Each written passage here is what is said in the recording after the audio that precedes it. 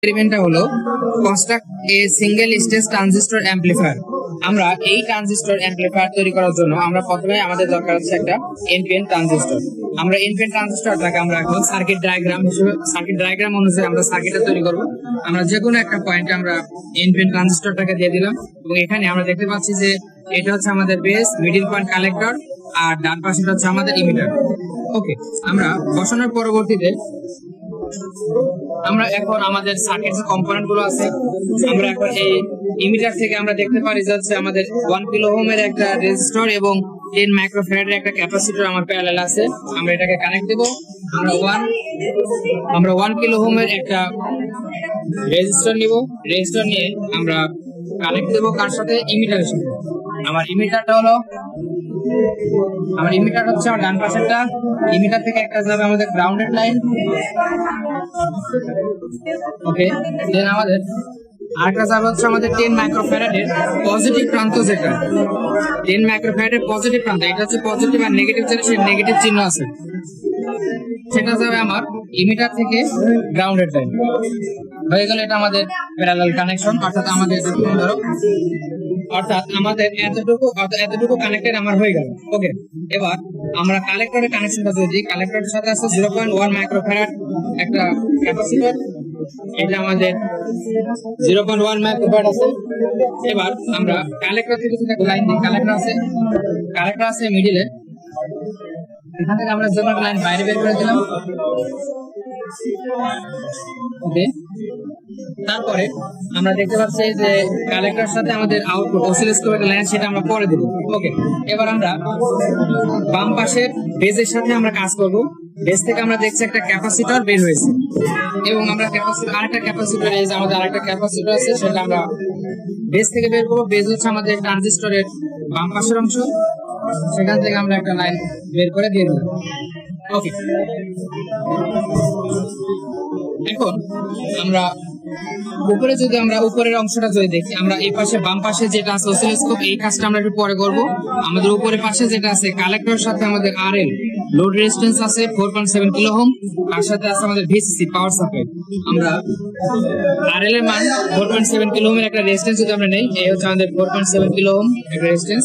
ওকে, এটা আমরা দেবো কার সাথে? কালেক্টরের সাথে। কালেক্টর হচ্ছে আমাদের মিডিল পয়েন্ট, ট্রানজিস্টরের মিডিল অংশ, সেখানে আমরা একটা লাইন বের করে বাইরে দিয়ে দিলাম। ওকে,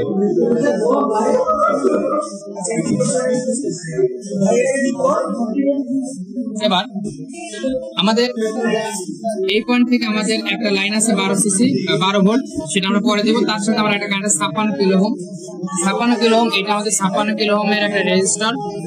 ঠিক এই পয়েন্ট থেকে অর্থাৎ যে পয়েন্টে এসে আমার লোড রেজিস্ট্যান্স শেষ হয়েছে, 56 কিলো ওহম শুরু হয়েছে এবং ওই পয়েন্টে কিন্তু একটা পাওয়ার সাপ্লাই আছে 12 ভোল্টের, সেটা আমরা দেবো পরবর্তীতে। ওকে, আমরা 56 কিলো ওহমটা দিতে পারি কার সাথে কানেকশন? বেজের সাথে। 56 কিলো ওহমটা যুক্ত হবে আমার বেজের সাথে। বেজ হচ্ছে কোনটা? বেজ হচ্ছে আমার ট্রানজিস্টরের বাম প্রান্তটা।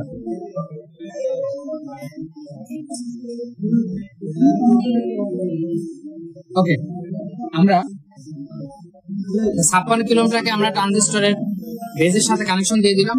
এবার আমাদের আরেকটা কানেকশন আছে, আমাদের ঠিক বেজ থেকে আমাদের আছে হচ্ছে বেজ থেকে আছে আমাদের 10 কিলো ওহমের আরেকটা রেজিস্টর। এটা আমাদের 10 কিলো ওহমের একটা রেজিস্টর, সেটা আমরা সেই বেজ থেকে নিয়ে গ্রাউন্ডেড লাইনে দিয়ে দিই। এটা হচ্ছে আমাদের গ্রাউন্ডেড লাইন আছে 10 কিলো ওহম, আমরা গ্রাউন্ডেড লাইন করে দিই।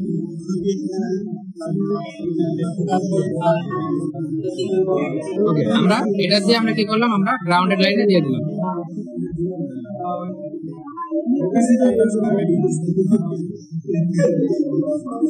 ওকে, আমাদের প্রাথমিক যে সার্কিট সেটা আমাদের হয়ে গেল। এখন আমাদের প্রাথমিক যে কাজ সেটা হচ্ছে আমাদের বায়াসিং করতে হবে। এটা আমাদের প্রাথমিক আমাদের যে সার্কিট কাজ সেটা আমাদের এই পর্যন্ত সমাপ্ত। এবার আমরা বায়াসিং করব।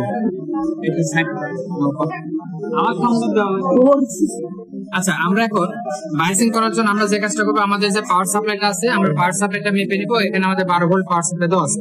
ওকে, 12 ভোল্ট পাওয়ার সাপ্লাই দেওয়ার পরে আমরা আমাদের যেভাবে কানেকশনটা দেওয়া আছে, আমাদের 12 ভোল্টটা দেওয়া আছে যে পয়েন্টে, সেই পয়েন্টে আমরা পজিটিভ প্রান্তে যুক্ত দেবো, অর্থাৎ 56 কিলো ওহম এবং লোড রেজিস্ট্যান্স যে পয়েন্টে যুক্ত আছে সেটার সাথে আমরা পজিটিভ প্রান্ত দিয়ে দিলাম। আর গ্রাউন্ডের সাথে আমরা বাকি কম্পোনেন্টটা দিয়ে দিলাম, নেগেটিভ টার্মিনাল। ওকে, এবার এখান থেকে আমরা মাল্টিমিটারের সাহায্যে আমাদের বায়াসিং অর্থাৎ ট্রানজিস্টরের বায়াসিং ভোল্টেজ নির্ণয় করতে হবে। সেটার জন্য আমরা প্রথমে আমাদের যেটা আছে বেস এবং গ্রাউন্ডের যে কালেক্ট মানে ট্রানজিস্টরের যে ভোল্টেজ ডিফারেন্স সেটা মাপবো। তার জন্য বেসকে আমরা দিব পজিটিভ, মাল্টিমিটারের পজিটিভ টার্মিনালের সাথে যুক্ত, আর গ্রাউন্ডের সাথে নেগেটিভ দিব। তাহলে আমরা একটা মান পাবো, আমরা একটা মান পাচ্ছি 1.742 ভোল্ট, যেটা আমাদের যেটা আমাদের আগের এর সাথে মিলেছে, যে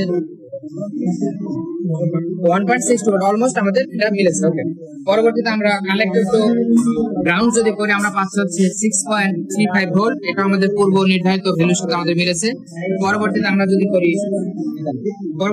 করি হচ্ছে ইমিটার টু গ্রাউন্ড আমরা যদি একটা ভোল্টেজ মাপি, ওকে, তাহলে আমরা পাচ্ছি একটা মান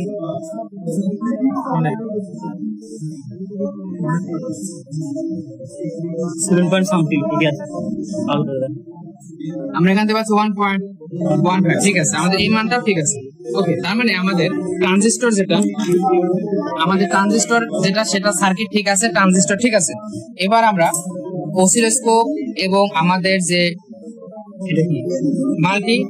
মিলি ভোল্ট মিটারে যে আছে সেটা, অর্থাৎ আমাদের অসিলোস্কোপ এইটা এবং মিলি ভোল্ট মিটার যেটা, এইটাকে আমরা এই দুইটাকে আমরা ক্যালিব্রেট করব। তার জন্য আমরা যে কাজটা করব সেটা হচ্ছে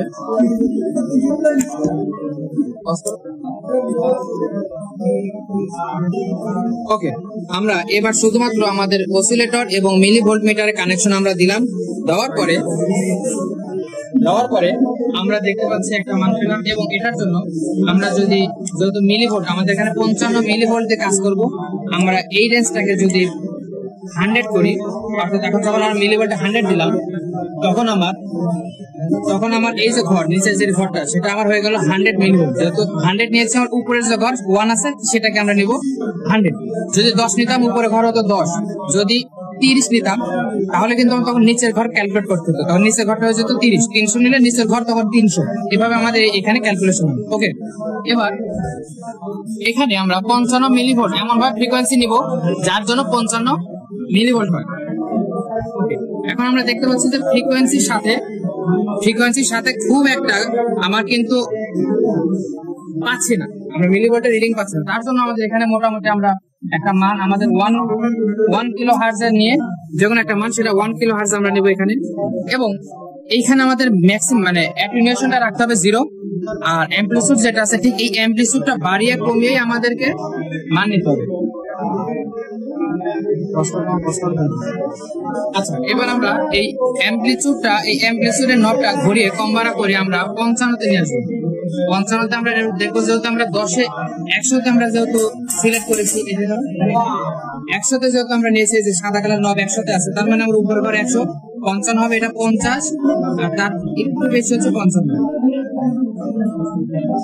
ওকে, এতটুকু আমাদের বায়াসিং হয়ে গেল। অর্থাৎ আমরা বায়াসিং বলতে কি করলাম, বায়াসিং বলতে আমরা যে জিনিসটা বললাম সেটা হচ্ছে আমাদের শুধুমাত্র এই অ্যাম্পলিটিউডের যে বিষয়টা, এই অ্যাম্পলিটিউডে আমরা হাত দিতে পারবো না, অর্থাৎ অ্যাম্পলিটিউডটা ফিক্সড করে নিলাম 55 মিলি ভোল্টের জন্য। এটাই হচ্ছে আমার এই অসিলেটর এবং মিলি ভোল্ট মিটারের একটা বায়াসিং আমরা পেলাম।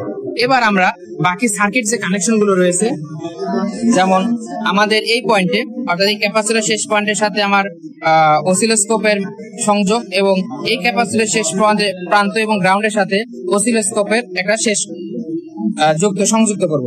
সরি, এটা আমরা হচ্ছে ভোল্টমিটার যুক্ত করবো এই পাশে। তাহলে আমরা যেরকম পাই সেটা হলো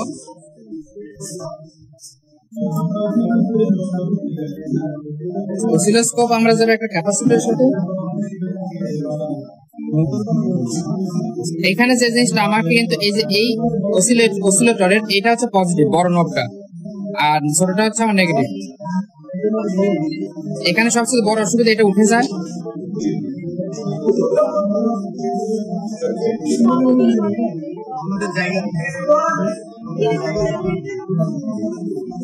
ওকে, আমাদের অসিলেটরের কানেকশনটা হয়ে গেল। এবার আমরা ভোল্টমিটারের কানেকশনটা দিব।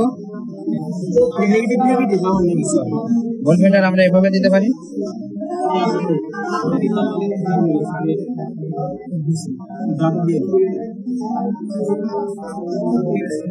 আচ্ছা, আমরা আমাদের পরিপূর্ণ আমাদের এই সিঙ্গেল স্টেজ ট্রানজিস্টর অ্যামপ্লিফায়ারের পরিপূর্ণ আমরা একটা সার্কিট কানেকশন পেলাম। এবার আমরা আমাদের ডেটা কানেকশন নিব। সেটার জন্য আমরা সর্বপ্রথম যখন 100 ফ্রিকোয়েন্সির জন্য আমরা দেখি আমাদের 100 ফ্রিকোয়েন্সি নিব, তার জন্য আমাদের এই নবে চলে যেতে হবে। এখান থেকে আমরা 10 নিব আর এখান থেকে আমরা 10 দিলাম, তাহলে আমাদের 100 হার্টজ হয়ে গেল। 100 হার্টজের জন্য আমরা এখানে কাউন্ট করছি। এখন যেহেতু আমরা এখানে মিলি ভোল্টে নিচ্ছি, আমরা ভোল্টেজ দিতে চাই, যখন আমরা ভোল্ট দিলাম তখন আমরা 1 দিলাম, মানে উপরের ঘরটা আমার 1 হয়ে গেল। তখন নিচেরটা কতটুকু হচ্ছে, এটা হলো 0.2, তার মানে আমরা অলমোস্ট এখানে মান পাচ্ছি 0.1। এখান থেকে আমাদের এই যে অসিলেট করছে সর্বোচ্চ যে ম্যাক্সিমাম পয়েন্ট উঠছে এটা হচ্ছে 0.21, অর্থাৎ আমরা পেয়ে গেলাম আউটপুট ভোল্টেজ 0.21। এটা আমাদের পূর্ব নির্ধারিত ছিল 0.3, বাট আজকে আমরা পেলাম 0.21। ওকে, আমরা আরেকটা ভোল্টেজের জন্য দেখাই, আমাদের আরেকটা ফ্রিকোয়েন্সির জন্য দেখাই। যদি আমরা 5000 ফ্রিকোয়েন্সি নেই তাহলে কেমন হবে? 5000-এর জন্য আমরা 50 দিই, আর এখান থেকে আমরা দিই হচ্ছে 100, তাহলে আমাদের হয়ে গেল 5000। তার জন্য আমরা দেখতে পাচ্ছি আমাদের কেমন চেঞ্জ আসছে।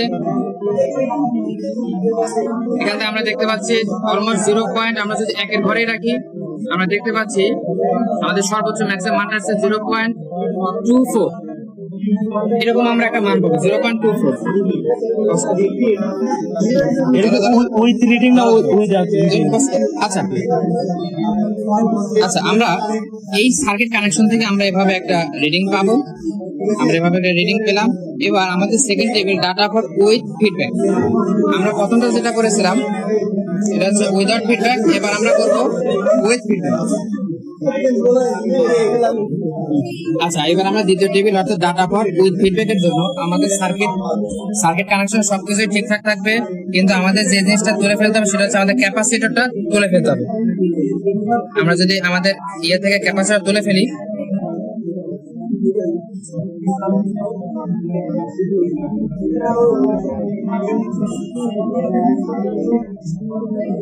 ওকে, ক্যাপাসিটর তুলে ফেলে আমাদের সার্কিটটা ঠিক ওভাবে রেখে আমাদের ঠিক একইভাবে আগের মতো আমাদের 100 ফ্রিকোয়েন্সির জন্য কেমন হবে, আমাদের ভোল্টেজটা কেমন পাচ্ছি, এইভাবে আমরা ফ্রিকোয়েন্সি নিয়ে আমরা কিন্তু আমাদের এই ডেটা কালেকশনটা কমপ্লিট করতে পারি। ধন্যবাদ।